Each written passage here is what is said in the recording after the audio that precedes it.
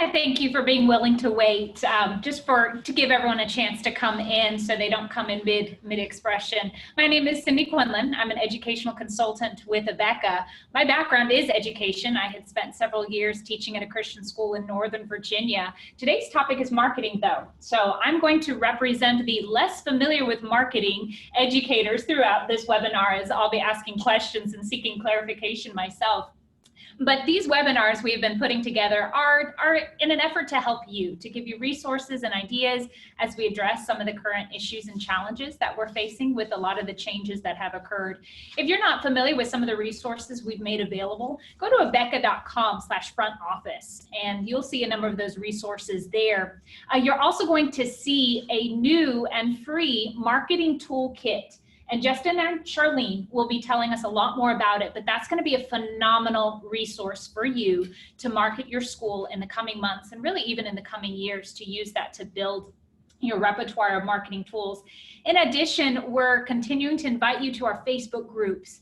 And so if you're a Christian school teacher or a Christian school administrator or principal, you're going to be able to find like-minded educators. And you yourself are a phenomenal resource to others. So you can go there to share resources and ideas. Now, as I said, I'm joined by Charlene Milner and Justin Payne. Justin Payne is Abeka's marketing manager, and after he graduated with his MBA, you spent a couple years with Pensacola Christian College. You were their marketing and social media coordinator, and then he came over to Abeka to help us out with our marketing. And then Charlene Milner, like you, she is helping to market a K-12 school. She helps market Pensacola Christian Academy. You have a very diverse background as well, an educator, taught in the classroom, spent many years homeschooling your own kids. You have started and created and then managed your own small business. And then I know for the last number of years, you've helped market Pensacola Christian Academy, as well as a number of youth outreach ministries. So they have a lot of experience. They've done a lot of research. And the biggest challenge we're going to face is trying to get this all in time. So as we talk about different things in the next few minutes, we're often going to reference links or other sources, and we have compiled those for you in a PDF that you will be able to access. So a number of things we're going to touch on, but then we're going to show you where you can find out more about them. And I know as I talk to you both, you said your number one goal is to let Christian schools know that they can market effectively and affordably, especially right now during COVID, but also just in the future. So Justin, would you expand on that? Yeah, I think a lot of the biggest thing that we're all facing is uncertainty. We don't know what the future holds. So how can we approach the future with some strategies and some understanding of the things that we know are going to be around, just not sure how they're going to be around? What I want to communicate to you all is that we have to realize that the paradigm of education might be changing, might be shifting a little bit.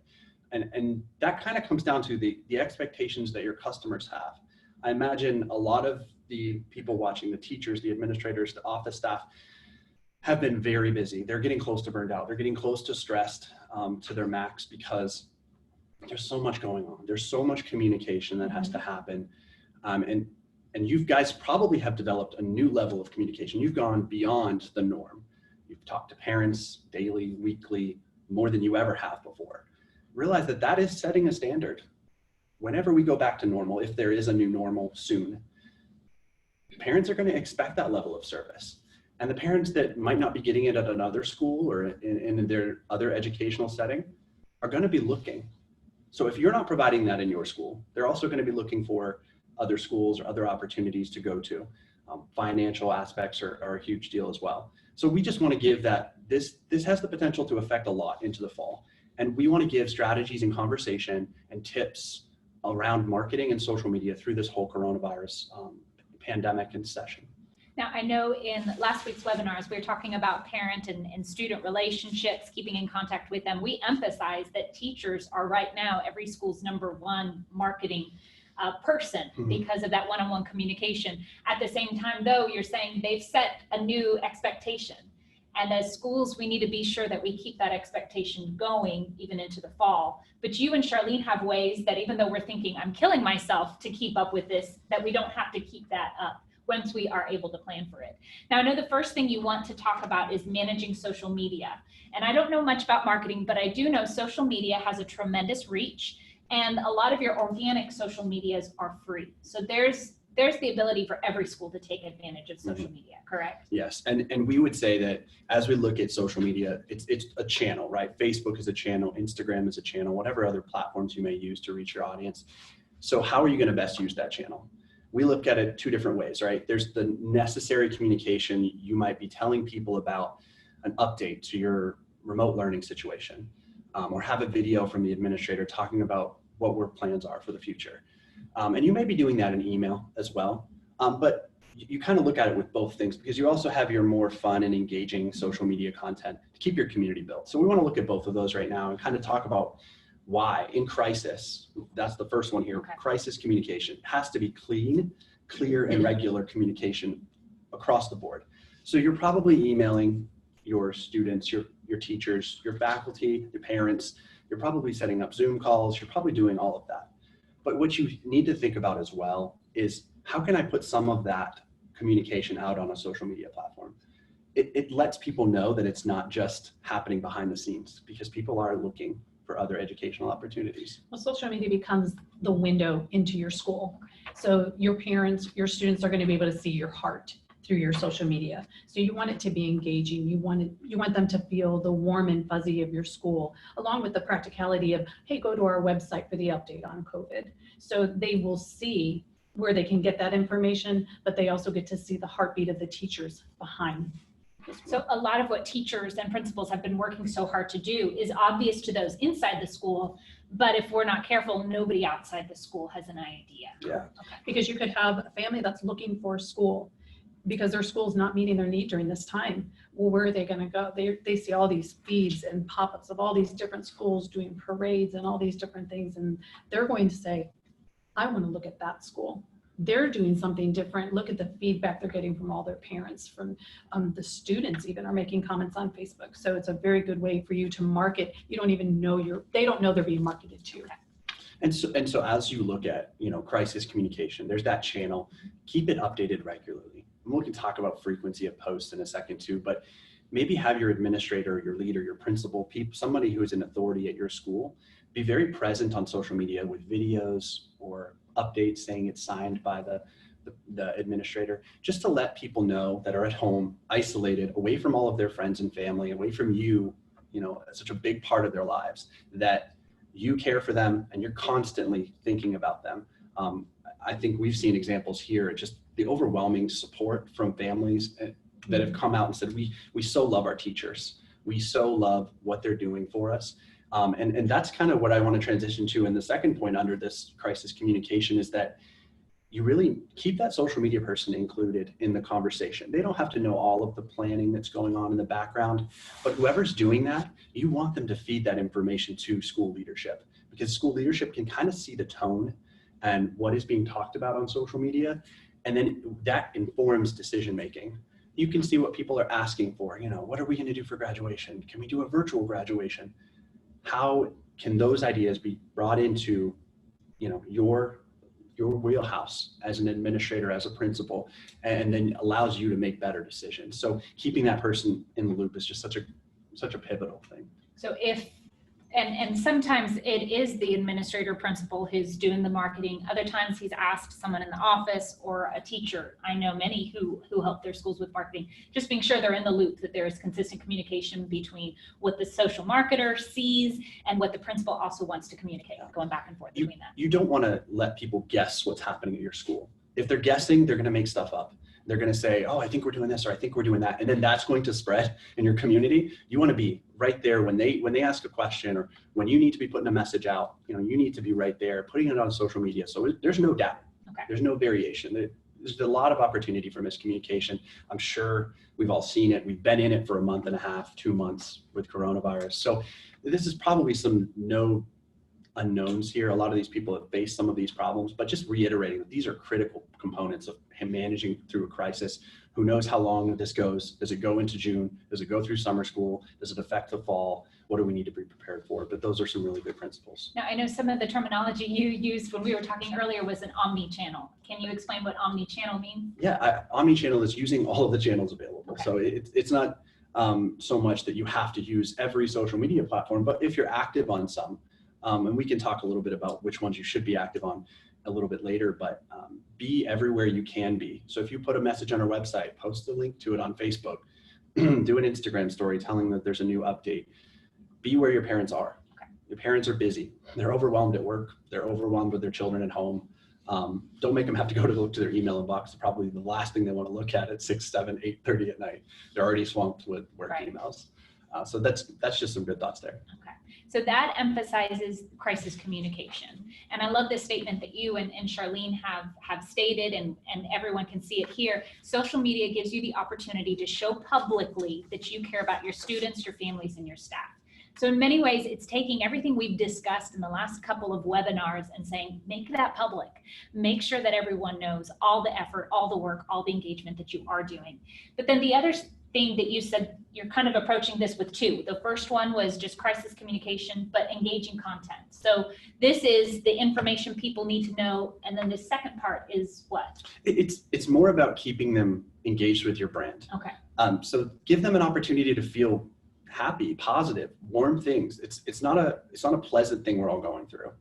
But what can be pleasant is the community, the togetherness. You all watched the video a minute ago. You're seeing that messaging everywhere. Make it a part of your brand too. You want to make your brand feel like you're together with this person going through this thing. And that is what consumers are dying for everywhere. They want to trust someone. Well, they want to trust someone that's speaking their language. Absolutely. And so when we looking at engaging content, we want to keep parents, employees, stakeholders, parents, teachers, everybody in the loop and keep them engaged. And there's a lot of fun ways that you can do that. And Charlene's going to share them, but we're wanting to build goodwill and relationships, and how we go about doing that. You're building the confidence with your family through social media. They trust you. Now you're building their confidence that we're going to get this done. When we started up the COVID, a lot of our social media feed was about the packing of boxes, packing of the children's items that they have left at school. And teachers were going above and beyond that, putting a personal note in each one of those boxes. Parents get those boxes home, they're opening them, and then they're posting a picture of their child getting that note. Well, you just built their confidence that you showed that compassion. So now they're saying, oh, the school really does care. It wasn't just getting me the paperwork that my child has to do for this next week or two. It was, wow, they really do have my back on this. They're going to be here through this whole thing. So that is so important. And parents are going to share that. They're going to share it. Oh, on they social do. media. And when they share it, they have 3 or 4 friends that are on that social media feed, and they're going to share it also. And So they're going to see it. And so absolutely. I know some people might be thinking, oh, but that was weeks ago. I'm preparing for graduation, or what we're doing as a substitute for graduation in 2 weeks. Would you just say, start doing it now? Whatever you're doing to reach your seniors, whatever you guys have put together, put that on social media. Absolutely, because this is the class that their world has been turned upside down. They've missed their senior trip. They've missed banquets. So this is when you're saying, seniors, we've got you. Something we're doing for PCA is we made signs that the staff is going to go deliver tomorrow with a PCA bus and put those signs in their yard. And it's personalized. It has their name and their photo on it. So it's something that those seniors are going to see that. And we already have a hashtag for them to say, share your picture in your regalia in front of your sign. So that's another way to show that engagement with the family, and also showing the compassion that we do care. Now, I'm just going to, maybe this is a little bit of a rabbit trail, but you said hashtag. How important are hashtags in marketing? If a school doesn't normally use a hashtag, should they start? It's a good way to organize the similar things. Okay. So as you're wanting people to participate in a conversation on social media, they use a hashtag. They know it's associated with everything else. It's more of a social media buzz thing. It's not critical to have, but it unites people. Big events. Yeah. I mean, we don't use them all the time. Periodically, we will Okay. use them. But a big event they might be Big able event. to. And I know you also have ideas, and I think you're going to touch on this later, but not just ideas of what you have done during this COVID time, but a lot of our principals, even our teachers, are anticipating, what am I going to do during the summer? So I know you have compiled a number of great ideas for them just to get started with summer ideas and how to engage your families even when they're not doing school anymore. And that'll also be part of that resource that we mentioned earlier. And I know probably a lot of what you're saying is bringing up questions. So as you're watching, if you have questions that you'd like Charlene and Justin to answer in a few minutes, go ahead and put that in the bottom at the Q&A. You'll see an option there, and that'll let you type in your question. We'll be able to get to it in a few minutes. So anything else, any other ideas on engaging content? Have a plan. Okay. Have a plan in front of you. Even plan it out a month at a time. If you want to engage 1-2 times a week, then have a plan for those days that you're going to meet. we're private Christian education. So have a scripture verse. These kids aren't in your school. So what we've done is we've taken the scripture verse and we've dropped it on the gymnasium where the kids are. We've dropped it on a playground where our little kids are missing that slide. So, and it's also a verse that encourages the parents as they're transitioning through this time too. And we are 5-6 weeks into COVID virtual learning, if you will. But for some of these parents, it's still very new to them. Okay, so taking a picture of different places in the school that are well known and putting a verse, that be the backdrop for the verse, that's another way to connect. And it's okay to show that empty classroom and say, we can't wait to see you in the fall. Because that gives them hope that we are moving and looking forward to the future. We are planning. Yes, we are planning. It won't always be this Correct. way. So these are some great ideas about social media. Now we can kind of back up to even broader, just marketing our school in general. That will include social media, but it'll also include other avenues. Yeah. We've been talking a lot about that social media stuff here. And as we adjust to that new normal, a lot of school leaders are kind of wondering, you know, they're worried about the fall. They're worried about their fall enrollment. So how do you, as an administrator, as an admissions team, as somebody who's involved in that process at your school, how do you look to the future and attract new students? It's a tough time. It's a tough thing to think about. But what I think, you know, we can walk through several ways that I think will really help take some of that pressure off of that group and know that if you run in this direction, you're going to have success. You're going to see more interaction and more people that are interested in your school, which is the goal. We want to increase interest. We want to get those people in the doors somehow, and then hopefully eventually attend the school in the fall. Okay. Well, that's what I like to hear. There is a direction to success, and you can point me and our those watching there. So what's the first step in that direction? I think a lot of the schools that immediately went into this coronavirus thing probably hit pause on their advertising, whether it be on social media if they used that channel, or other things that they were doing. They kind of like, okay, we need to take a stop. We did that at PCA, needed to adjust our messaging. So maybe you've already done that. Maybe your school has already adjusted the messaging that you have in your advertisements. And we're going to talk a little bit about that right here in a second. But the first thing many people did, I think 25% of brands across all of marketing shut off their advertising because you want to not seem callous, not seem like you're reiterating things, insensitive, and like you're not going to run an ad to come visit your school when you're obviously not having school. So it was a good idea to take a good look at that point in time. If you've already done that, great. But I think right now, if you haven't done that, you need to take a look at it before you start thinking about turning some of those advertisements, whether it be on social media, putting up billboards, other things that you're doing in your community. You need to take a good look at adjusting that messaging. And so one of the things that we wanted to show on the screen is, and this is kind of a sample of some of the advertising media packet that we're going to be pushing people to, is, you know, how to adjust the messaging. Before coronavirus, you know, you would talk about your academic excellence, you would talk about your Christian education. Those are critical things. Right. And we're going to talk about how important they are in a minute, but how do you adjust that message to be relevant to this time? And how do you insert things that bring value to people? Because the key is not just to post on social media 3 to 5 times a week and check the box. Mm-hmm. The key is to be relevant. And you're going to tell if you're relevant if your community is engaging with you. And there's a lot of great ideas that we're going to share later in that PDF that they can go out and do. There's a lot of schools that we look at and say they do a really good job at this thing. And then you can go and follow them as well. We love to steal good ideas. Right. And we talked about that in another webinar. Like teachers steal ideas. Yeah, we're always going to steal the good ideas because people in, you know, Virginia act a lot of the same way as the people in Pensacola. So as we approach that, we definitely look at a lot of different ideas. The next image up here is just how to adjust your messaging to be sensitive to the coronavirus. So this could just be an organic social media post.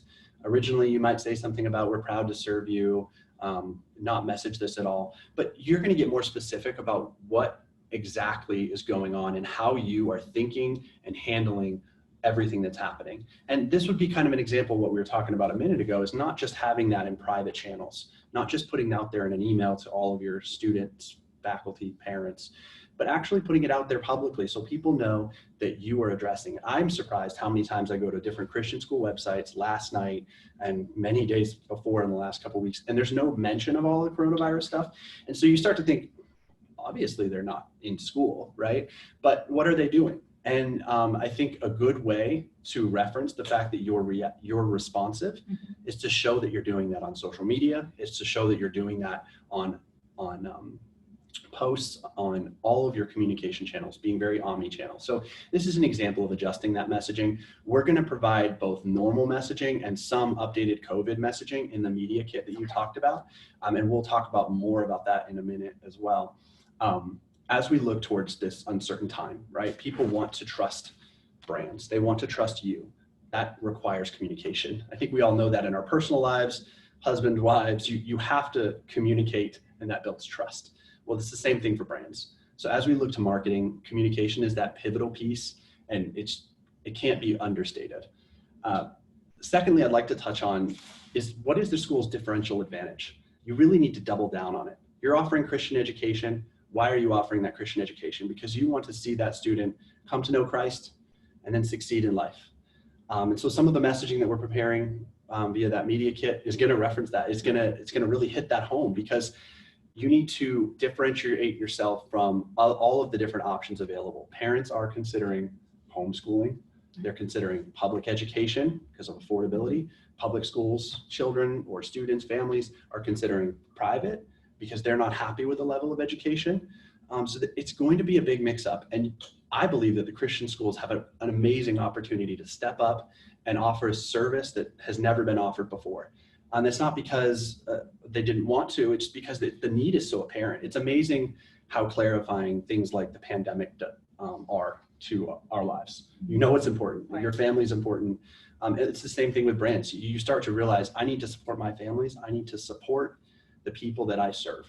And so how you do that is communicating your differential advantage. One point under that is a lot of people talk about a value proposition. What does your school have to offer? Mm-hmm. So what value does your school bring to the table? You need to have a clear message. Some of the examples that I was kind of looking through last night, Franklin Road Christian School, they have a pretty good one.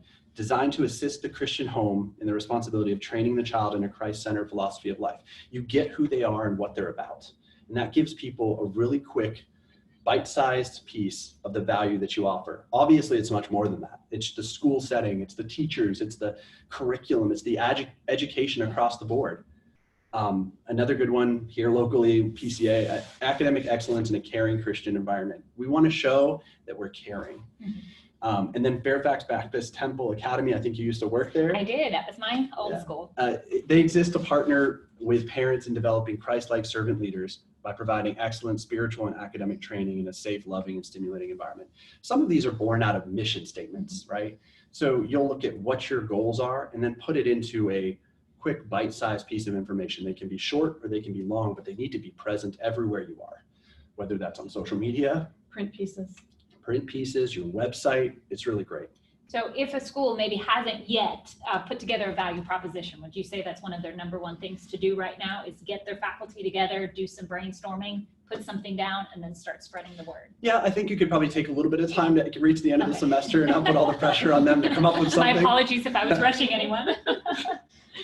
Summer project. Yes. Okay, summer project summer. then. We will prioritize, but that is important to start getting out if it hasn't been gotten out. Yeah. All right, what are some other specific things that schools should be doing? You said, here's the direction. The first thing is make sure that our message is relevant, that it obviously is based out of what's going on with COVID, that we are messaging what we provide as a school that no one else in the area provides. What are some other things we can do? It's identifying your target audience, right? Right now, you're probably focused on delivering educational services to the parents and students right at the end of this school year. So that's going to be huge in how you serve them and how you have served them in the last several months. But when you look outside and you look at your community, who are you trying to communicate with? What is your target audience? Because that defines where you advertise. I would say most Christian schools have a target audience of females between the ages of 25 and 45. That's very family life. We see that if you look at your Facebook demographics, who follows your Facebook page, heavily female, 80, 90% sometimes. Mm-hmm. It's not that the dads don't get involved. It's that they trust their wives to do some of that. But there is variation with that within families. So I would say you've got to identify your target audience, and it may vary in parts of the country where culture is slightly different. So I would say that's the most important. And then you're going to research ways to best reach that audience. Some of the channels that we see women most active on is really Facebook, Instagram, social media in general. You don't see as many women reading newspapers, right? You don't see as many women consuming, even on Twitter, as an example. If your local group uses Twitter a lot, then use Twitter. You're there to engage with a community, not to just have a preference over platform. So I have no preference towards one social media channel or another. I want it to be the most effective. Wherever we can be the most effective is where we're going to be as a brand, as an institution, as a school that you're serving. So that really comes down to identifying where you want to be advertising. TV, but that can get expensive in your local area. Print advertising gets expensive. And we're going to touch on some of the ways to mitigate against cost, because I'm sure a lot of these school administrators, a lot of these school leaders are starting to look at the fact that finances might not be, a smooth ride into the fall. Right. Budget is key. Yes, and there might be some fluctuation there. So how do they adjust and still do really well? Okay. So for most schools, and this is a generalization, but for most schools, it's women 25 to 45. And a lot of the way that women are accessing information is Facebook and Instagram. And that may change, but that is at least a start then of where to prioritize a lot of the messaging. Yeah. And then I notice here you say prioritize lead capture. Yeah. Again, that's a marketing term. So can you explain that? Sure. When you're advertising, you're trying to get them to take an action. Right now, you're not going to tell them to come to your school and take a tour, even though that's a pretty great message. And when people come and take a tour, they're very serious and they get to see your heartbeat, they get to see your facilities, and they convert at a very high rate. The foot is in the door. They're there. So you have the opportunity to sell them right there on your school. Yeah, and it's really probably the most phenomenal way, but we don't have access to that right now. So how do you go about capturing people that come to your website? And we have a funnel that we're going to show here in a few minutes that kind of breaks this down and visualizes it for all of you watching.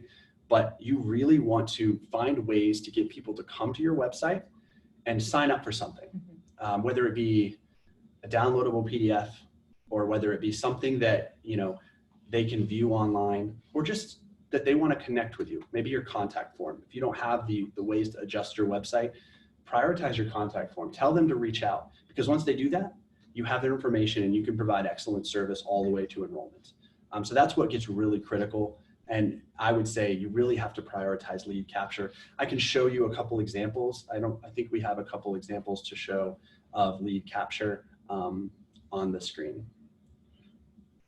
And as that's coming up, one of those pieces, when someone requests this information, it can be as simple as a single-sided brochure or a double-sided brochure that just has basic information about your school. So now you have captured their information that now you can further market to them and ask them what grade their child's in. You may have a kindergartner and an 11th grader. That was our family. Okay. So they're going to get that information for kindergartner, and you can provide them some of the high school information, such as a sports program or a music program that their child would be able to be into. So the big thing is not just marketing out, but then finding out specifics so you can focus. Correct. What the information you're giving. Correct. You're not giving them too much information that some of it they don't need Right. to. And is this what you were referring to, Justin? Yeah, it's a request information form. A lot of people call them inquiries. They come to your website. What's the action that you want them to take? Well, you want them to identify themselves so that you can provide that great service. So that was just one example. I think there might be another one from another school on there too.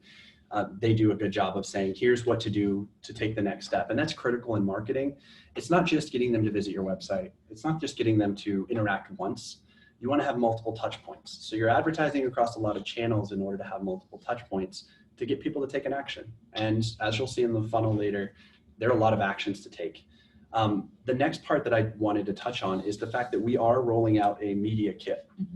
And so as we look at that media kit, it has a lot of ways for customers and teachers and students to interact, administrators to use some of this material to interact with the people that they're trying to reach in their community. So here's a couple examples. There's a social media organic post that we put together. This will be free on our website. If we were to go put this together, it costs several $1,000s to put this whole media kit together. We're making it available to all of the Christian schools, administrators, teachers, office staff that want to use this content. You go to abeka.com/front office. You can download that information there. It's a treasure trove of extra graphics and ways to either get you started with social media or supplement. You know, you're all really busy. We're trying to help. We want to be here. And we believe the messages as part of this are really critical because it does double down on what we talked about with the value proposition earlier. And they can adapt these, correct, to kind of fit their own personal school. So we provided very generic graphics when it comes to branding so that they can put their logos on it or adapt the messaging slightly to be fitting perfectly for their school. So abeka.com/front office, you can see a lot of those graphics there. We need to sign up and we'll get back to you with the whole media kit. okay. And this is also, if you're just starting, a great springboard to get started. If you have the information in front of you, you can use it. And there's no reason for them to try and invent the wheel. Right. We've been there, we've done Yes. that. And a lot of schools right now, your resources are so limited. So take advantage of the kit. Excellent. Now I know here you're talking about, you're going to talk more specifically about ads. So we've talked about engaging using social media, our website, capturing those lead captures. And with ads, I know you were going to talk real quick about the fact that now's the best time to get started on digital marketing because it's cheaper than it has been in the past. Yeah, I would say it's groundbreaking when all of those brands stopped advertising. It's kind of like supply and demand, right? There's not a lot of oil demand, so gas prices are amazing. Right. Well, the same thing with Facebook and Instagram, surprisingly enough. They're 25% cheaper. And you may not see that when you go to look at sticker costs, but people in the industry would say it's cheaper to reach 1,000 people than it's ever been since probably about 2012. Okay. So if you're able to invest that money now, you're going to get further with each dollar you spend. So that's a really cool part of this. I would advocate for a lot of the administrators, admissions teams, whoever runs your marketing and does some of that at your school, which, you know, if you're a school like I grew up in, there's 30, 40, 50, 60 kids in your school, may not be a team of people, might be one person that does many things. But some of the larger schools have an individual person or two that does a lot of the marketing or even admissions. I would advocate that they look at digital marketing right now. It's very affordable and it's that way to reach large groups of people. And I'll give you a couple examples as we go through this. Here's a Google ad example. This is search engine marketing. So if you were to go to the website or Google, right, and you were to type in schools in Nashville, Christian schools in Nashville, this is going to pop up because Brentwood has paid money to be here, to be shown on Google. We're going to provide links to go how to set up your Google ad account in that PDF afterwards because it gets a little deep and we don't have time to go into that now. But what I want to show you is the value. And the value of this, it allows you to be present when you might not organically show up. Your school might be called the Christian Academy, but people might type in Christian school. So how does your brand show up in Google? This is one way to do it. And it's affordable and it's on demand. So you're not paying to reach thousands of people that aren't interested. Somebody typed in Christian school in Nashville and you're going to be right there. Now, hopefully you're on there twice because your school also shows up in the organic listing. But number one, you can pay to be in that location. Most of the time it's like $1 to $3 per click, but that's very affordable because you have someone that's highly interested in that search term. They go to your website and they fill out a request for information form. Very beneficial marketing channel to use. That's just one use case. We'll provide ways to get started on that in that PDF afterwards. The second part here is Facebook and Instagram. I think I saw a question pop up that said, you know, how do we go and find out where research to find out where our audience is? And I have some great resources on that too in that PDF, but Facebook and Instagram is two places you're going to want to be. So when a potential customer visits your website and then they leave, at that point in time, you don't know who they are. You don't know how to follow up with them because they're just a visitor to your website. You may know that they came and you may know that they left, but that's all. What Facebook, Instagram, and some other platforms allow, but Facebook and Instagram is the easiest to get set up with, is remarketing to them. So once they leave, they're going to show an ad immediately in their feed with something relevant that's going on. Maybe it's sign up here to download a PDF about what makes our school great. And that right there is your lead capture. You know, you now know who they are because they signed up and gave you their information. And that's just a great way to explain how Facebook and Instagram can provide a lot of value. You can also run ads to your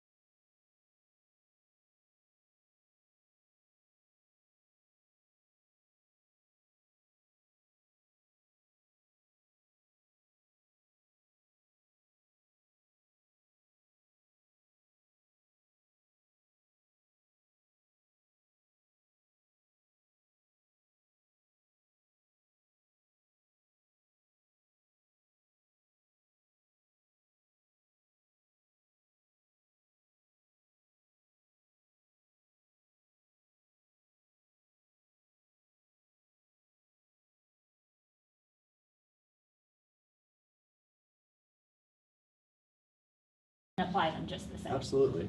So as we're looking at that, think about other ways that you can engage with your community in virtual ways. Okay. Video chats with an admissions member, getting someone to do a Zoom call with a teacher that Right. is going into that grade. I mean, how cool would it be? I have a student that's about to go into K-5 to actually Zoom call with the K-5 teacher that I'm going to be sending my kid to, hopefully in the fall. Because that K-5 teacher is going to be able to relate a lot better to that little 5-year-old than your science teacher up in your junior high or high school. So they can engage on that level. And then that parent is also going to see that engagement. Yeah. So again, using teachers as a marketing way. Now, I know that we have lost some audio and we're working on getting it back up. So we'll, I think we're back up now. okay. So I'll just go quickly back through that. I don't know if we recorded audio for the backup Okay. for the download that we're going to be having, but I did want to touch on, online videos and virtual tours are critical right now. It gives you a way to show off your school and the value your school has by letting people visit online. And you can even build it so that your website asks somebody for information before they get to it. And then you have their information and can follow up with them later. Maybe you schedule after that download, maybe you schedule a virtual call or a Zoom call with a teacher that parent has a student in that grade or going into that grade. So your K-5 student can actually talk to their future teacher. You're not going to get that opportunity if you just stop by the school right now. Right. So how do you provide that virtually? These are ways to really step up that experience level. I guarantee you the majority of schools won't be doing stuff like this, but this is going to set you apart. Okay. This is going to make you better than most.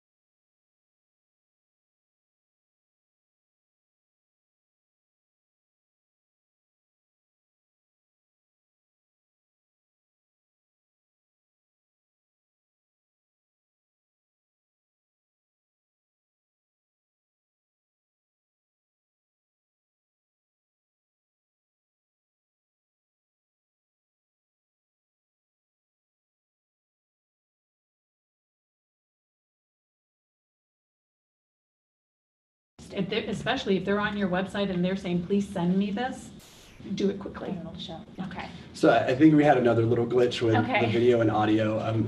We may just have a tap it out another We webinar may have eventually. to We can talk reschedule about if we need marketing, to. which is totally You're cool not for gonna us. mind. No, not at all. And I think there's probably a lot of questions which we'll get to here, but we're even entertaining after the fact. Right. Maybe doing some Facebook Lives in those Facebook groups. So go ahead and jump on and join those groups. We would love to talk to administrators, love to talk to admissions or marketing teams at these schools and give them best practices, give them things that we've done that have really been successful. Maybe you can even share a good idea with us. I'm And sure you've yeah, seen. We can also share things that have not worked. Yeah. Right, right. You know? Sometimes you learn by knowing what not to do as Correct. well. And I know, like you had said, one of the resources you put together have been, you follow other schools to get ideas for how to Absolutely. market PCA. And we asked Charlene to put together, what are some good schools that at least in the marketing, we may not be similar in standards or in philosophy, but they give great marketing ideas and you follow them on Facebook. Well, and they have some content. I used the word before, it's a springboard. Their ideas, it triggers something. You may have a thought that you're like, how can I really massage this, make this exactly what we need it to be? And all of a sudden you visit someone else's Facebook page and you go, that's exactly what I was looking for. And then you make it your own. Okay. And that's okay to and do. You gave that list, that'll also be on those Absolutely. resources. I think there's several things that we probably don't have time to go back through and look at, but as we look at marketing your school, show videos or photos of your school, show pictures of families and kids at your school to give people a realization like that's where I could be. We at the college here, we have one of our goals is to show the campus and show college life as it is when you're here. So not about reading it online, not about somebody else's perspective, but show the experience of what is happening. And it gives people an inside look to something that they might be thousands of miles away. The biggest thing that I probably highlight of all of the things that we've talked about today, and I think I've said that several times, but is that marketing has changed in the channels. It's gotten more technical. You have to have all this knowledge sometimes, which we're hopefully providing for you valuable info today. But some of the basics are where they've always been. Word of mouth has never been as important. It's now more important because you insert something like social media, it's word of mouth. Everybody sees what your customers, what people that are thinking about joining your school are saying. And so how do you capitalize on that? How do you show your message out there and make people want to share it? So I think we skipped over a couple things because of everything that was going on with the sound. This is one thing that I definitely wanted to talk about, coming back to that enrollment funnel. Let me break this down a little bit for you. At the very top, you have a bunch of channels that people might be interacting with your brand on. They might not be on your website yet, but they saw a video on YouTube that you put up, or they saw a Facebook post, or you got an email because somebody stopped by to take a tour and now they're on your website. Think about your whole operations with admissions and sales and marketing as a funnel. The very top is going to be people that don't know about your brand. You're reaching out there to tell them about your brand, to bring them in. So as you look at this, website traffic and foot traffic would be kind of the top of that funnel. People that are cursorily looking at your brand, cursorily looking at your school. How do you get them to the next step? Well, get them to request info, get them to come take a tour, right now a virtual tour. Maybe there's inquiries, maybe there's people that call at your office, take down their information. That's going to be really valuable in the follow-up process. The next phase, starting applications. People that start applications, people that complete applications are at different levels. They're at different interest levels. They're closer to enrolling in your school in the fall. Obviously, the bottom channel would be new student enrollments. That's how you get them in. This right here is very interesting because there are gaps between each of these parts of the funnel. And so how do you close those gaps? Right now, I guarantee you, all the people that see your brand, all the people that visit your website, it's not the same amount of people that come and attend your school. Right. And that's always going to be a little bit different. There's always going to be a gap. But even looking at some of the stats out there from some of the top private school institutions, there might be 400 people in a year that request information to come to about your school, and only about 75 to 100 actually attend. So I'm not saying that you're going to get all 400, but what can you do in each of these stages to close the gap more? To make sure more people go from one stage to the next. Look at why you're losing them at this stage. And sometimes that's a phone call. Sometimes that's an email. Sometimes that's a survey after the fact, right? So you get to the end of the year and you send a survey out to all the people who didn't finish their application. Why didn't you finish your application? Now, hopefully you would have called them and talked to them, but you're trying to get more information so you can better that experience. So as you build a better experience, you're going to get better yield rates, which is what that's referred to a lot of times in marketing and sales, and especially with admissions at high schools. So how you look at this enrollment funnel probably has the potential to change your entire school and grow your school at a level never before seen. Because you could spend a ton of money on advertising to get the word out, but the people that are already interacting with your brand, with the advertising you're doing, just need you to provide a little bit better of a service. Okay. So you're not maybe spending $10,000 more in advertising. Maybe you're just spending hours looking at your processes and figuring out, how do I better serve people? How do I do something different than the institution next door? Like Charlene said, it could just be getting to them faster. So it doesn't have to cost money. Right. It just has to be a matter of, I will make sure if anybody sends an inquiry, I'm going to answer within 24 hours or 48 hours maximum. You would be surprised the stats out there, especially on the college level. I haven't seen them all on the private school, Christian school level. There's not as much research there on how many people end up attending the institution that gets back to them first. Okay. And I mean, So it's a race. It is a race. It is. And you don't know who you're racing against, but you're racing against the clock. Okay. And so how you can get back in front of somebody, absolutely critical, how fast you can do that. And then each of these stages, I can't emphasize it enough. You can run remarketing ads to those people. You can call them once they've identified who they are. You can email them. Hopefully, eventually, you could have a platform in place where you could shoot them a text message. That might be a little more actually just using your phone right now, which is completely fine. People want to be followed up with, and it sets you apart. And I guarantee you, if you were to go out and look at 5 schools across your city right now and did some of these practices, you'd be surprised at how long it took them to follow up, coronavirus or not. How long it took them to follow up with you and get you information. And it's just kind of letting the low-hanging fruit sit on the tree. And I want them to take advantage of the fact that you can see amazing gains in your advertising, marketing, and conversion. Why spend the money on Instagram, Facebook, and Google if they're just going to come to your website, fill out a form, and you're not going to respond to them in a timely manner, and then they're going to go to another option? You've wasted the money. So I want them to invest wisely and So efficiently. do invest, but then make sure that you are making the most of that investment. Now, I know we'll probably need to transition to Q&A. Anything real quick before we do so? Just make sure these contacts are organized. Make sure you have a game plan. When those come in, that your first touch point, you're going to mail that information that they requested. Secondly, you maybe follow up with an email or a phone call. Thirdly, offer them to come into the school. Ask them to come for a personal visit. Make sure you have that game plan just set out and you're following it, and you're following up with each one of those people. You may have 10 requests come in a week. Make sure you touch all 10 of those people within that first 24 to 48 hours. And probably now more than ever, we need to make that a priority. Absolutely. I mean, I know I have a lot of principals and administrators that are teaching full-time. Justin, you said you came from a smaller school. Most people are wearing many hats, but this is something worth prioritizing. Some people don't want to be a number. They want to be a name. So by touching them quickly, initially, by name, know that they have kids in 3rd, 4th, and 5th grade, you're going to win their confidence there. You're building that relationship from the very first time you have a touch point with them.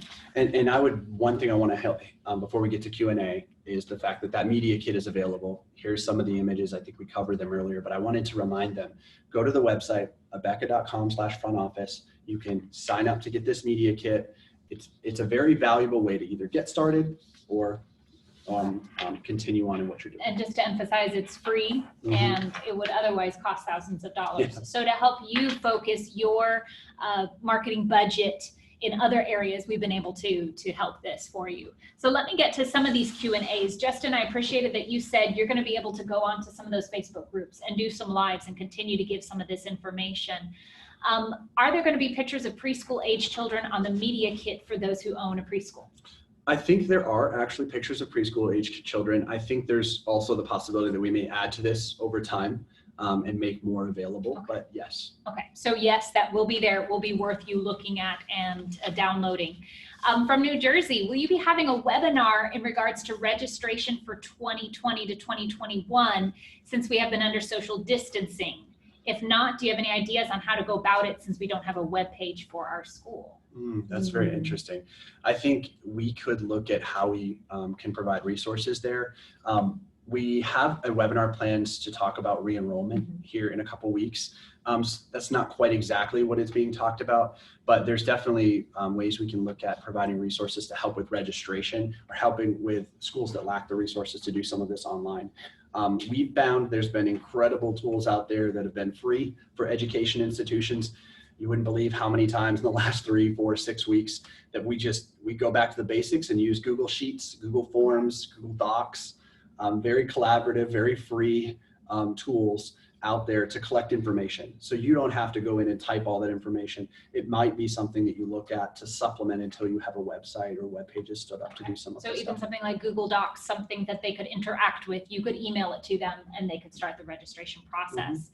Here's a school that is just opening in the fall. How do we push for enrollment when we are really just getting started and yet still be sensitive of this time?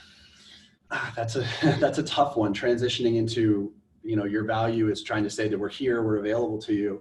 Everybody wants to know what your track record is, right? Probably normally they'd want to know what your track record was, but especially now they want to know how you handled coronavirus.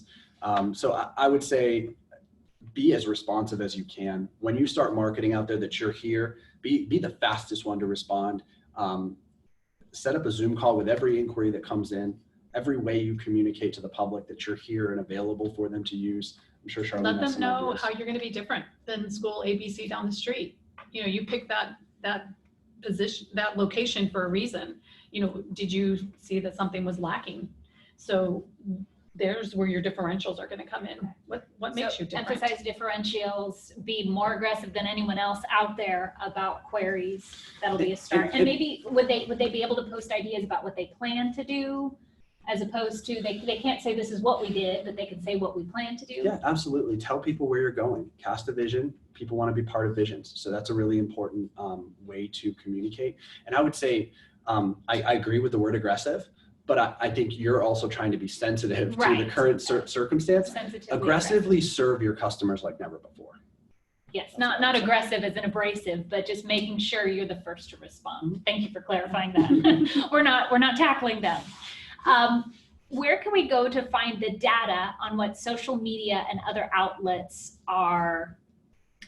The Popular. question disappeared, Yeah. but yes, where can see they it. find that data? I would say the PDF that we're going to be sending, I actually found a really cool data source on millennial moms, which is that 25 to 45-year-old. Ton of stats on that page about where they are, what they like, how much money they spend on average on their children. Really a great resource.